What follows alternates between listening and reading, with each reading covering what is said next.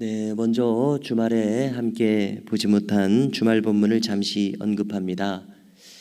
솔로몬은 성전 건축을 마치고서 자신이 기거할 궁궐을 건축하게 됩니다. 그 다음으로 이 성전의 기물들을 제작하는 데 있어서 두로의 이 놋 세공 기술자인 히람에게 이것을 맡겼는데요. 그것을 다루고 있는 본문들입니다. 그리고 이어서 오늘 본문으로 오게 되는데요. 오늘 본문의 내용은 한마디로 성전에서 사용할 기구 중에서 물두멍을 만들었다는 이야기입니다. 물두멍을 10개를 만들었다는 이야기입니다. 본래 이 물두멍은 성막 시대에는 단 하나가 이제 본관 바로 앞에 놓여지도록 되어 있었습니다. 그러나 여기 이 성전으로 오면은 규모가 확대되어서 물두멍을 무려 10개나 만들도록, 그리고 그 식양도 오늘 이렇게 한 장 가까이를 할애할 정도로 그 많은 설명이 필요한 그러한 식양의 물두멍을 만들게 했습니다.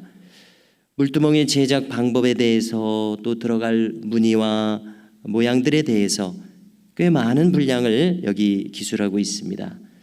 그런데 우리가 성전에 대해서 기록을 읽게 될 때에 물두멍뿐만이 아니라 다른 기구들도 그 규모와 수량을 확대해서 제작한 것을 알 수 있습니다.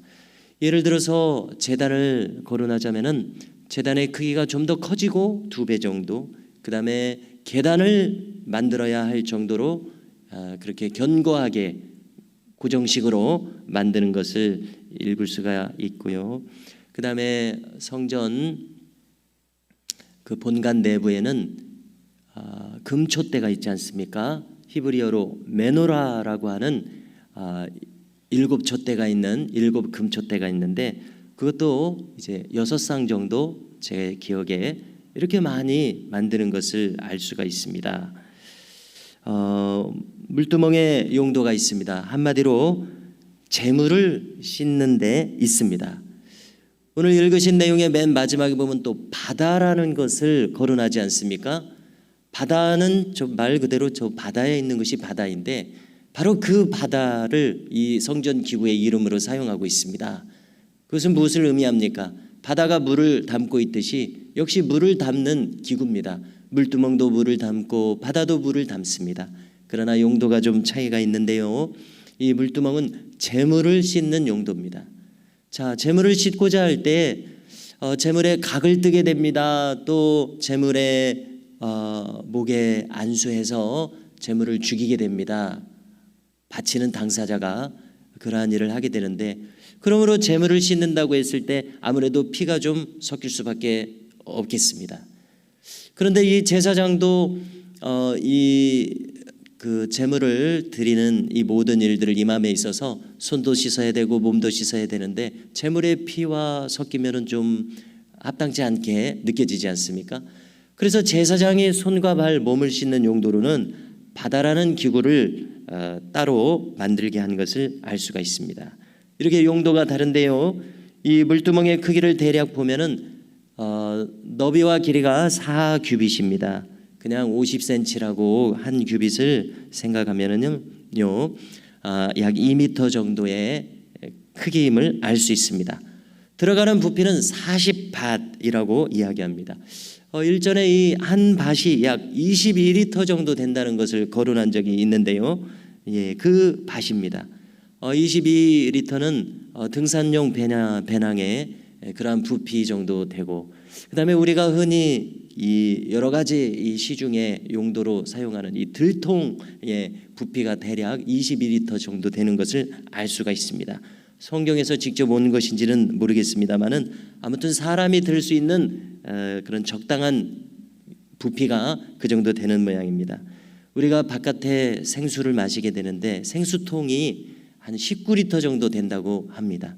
그러니까 이 21리터 1밭은 생수통보다 좀 더 큰 부피임을 알 수 있습니다. 그런데 이 한 물두멍에 들어가는 물의 부피가 40밭이다 이렇게 기록해주고 있습니다. 그러면 약 440리터 정도가 들어가는 많은 양의 물이 들어가는 것을 알 수가 있는데요.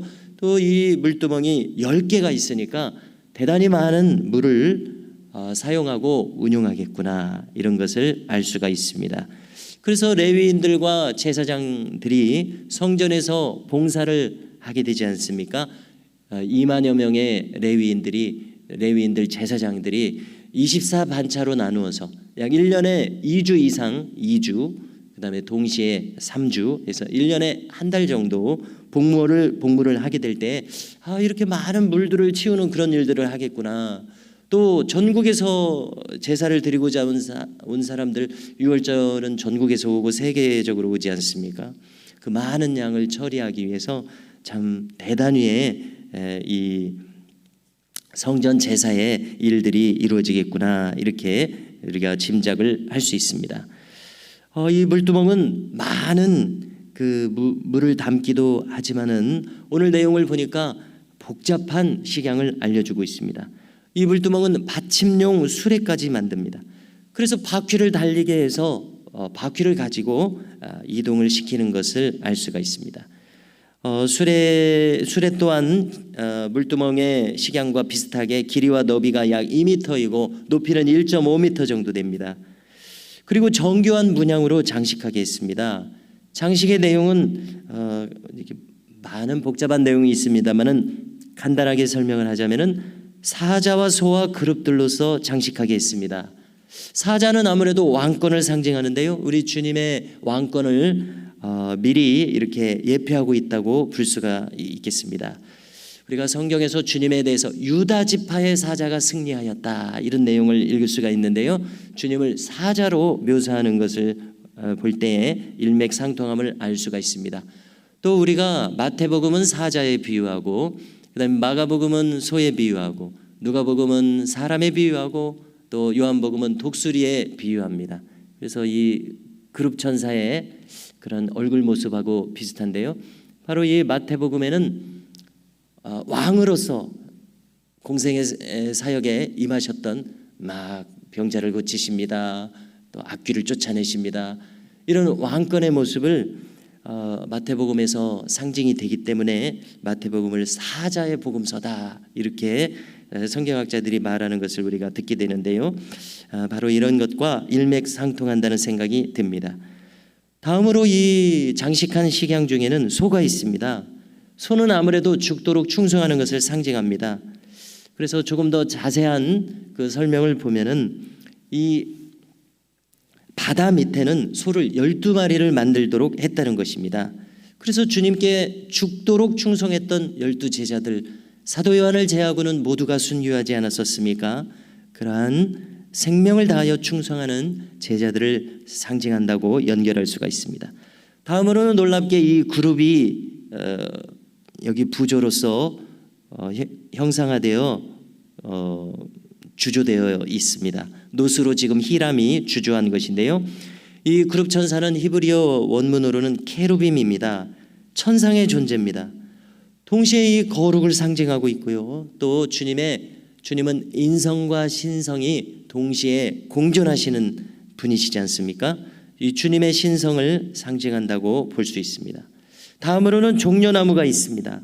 화환을 장식하게 했습니다. 종려나무나 화환은 모두가 승리를 상징하고 있습니다. 그래서 주님의 공생애를 통틀어서 십자가와 부활의 모든 사역을 볼 때에 주님은 승리하셨습니다. 성육신하여서 사역하시는 그 모든 일을 승리하셨습니다. 그래서 이기고 승리하는 것이 우리 주님의 특징인 것을 알 수 있습니다. 그리고 우리 성도들에게 보장된 특징임을 알 수 있습니다. 우리가 여러 가지 그 어려움과 그 고난을 통해서 신앙생활이 이루어지게 되는데요, 마침내 이 모든 과정을 통해서 우리로 반드시 승리하게 하신다는 것을 우리는 결코 잊어서는 안 되겠습니다. 그래서 이렇게 살펴봤을 때 물두멍과 물두멍 받침대, 수레바퀴, 그리고 이 모든 장식들, 모양들, 이 모든 것들이 바로 우리 주님과 주님의 사역을 나타내고 있구나, 이렇게 연결지을 수 있습니다. 주님의 사역은 한마디로 무엇이셨습니까? 바로 이 물두멍에서 재물을 깨끗하게 씻었던 것처럼 우리의 죄와 허물을 씻어주시는 사역이셨습니다.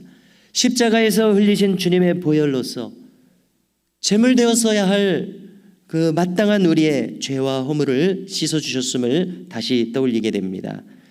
그래서 우리는 이렇게 물두멍과 물두멍의 받침대 그리고 바다의 제작을 대하면서 예배의 핵심 요소를 다시금 생각하게 됩니다. 제물도 씻도록 하셨습니다. 제사장도 씻도록 하셨습니다.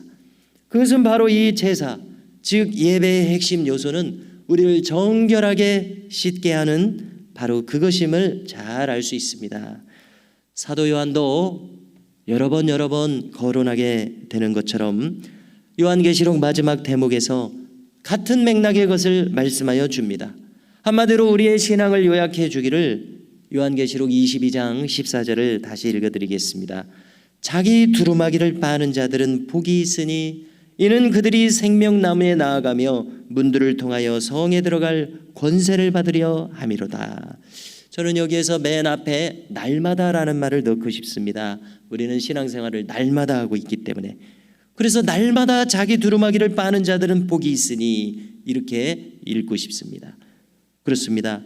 신앙생활은 무엇입니까? 여러 가지로 우리가 한마디로 표현할 수 있겠지만은 또 한 가지 빠뜨릴 수 없는 측면은 끊임없이 우리가 회개의 심령을 간직하며 사는 것입니다. 그러므로 날마다 자기 두루마기를 빤다는 의미가 바로 그것임을 알 수 있습니다. 우리 주님의 십자가 사역 속에서 이루어진 바를 우리는 결코 날마다 잊어서는 안 되겠습니다. 주님의 십자가에서 우리의 죄와 허물이 맑게 씻겨짐 받고 대속되었음을 우리는 잊어서는 안 됩니다. 그러므로 우리는 오늘도 이 회개의 심령을 간직하면서 주 앞에 어찌하든지 바로 서기를 힘쓰는 우리가 되어야 하겠습니다. 그리하여 주님의 뜻을 늘 찾고 동행하는 은혜, 그리하여 승리하는 은혜가 우리 모두에게 있어지기를 주님의 이름으로 축복합니다.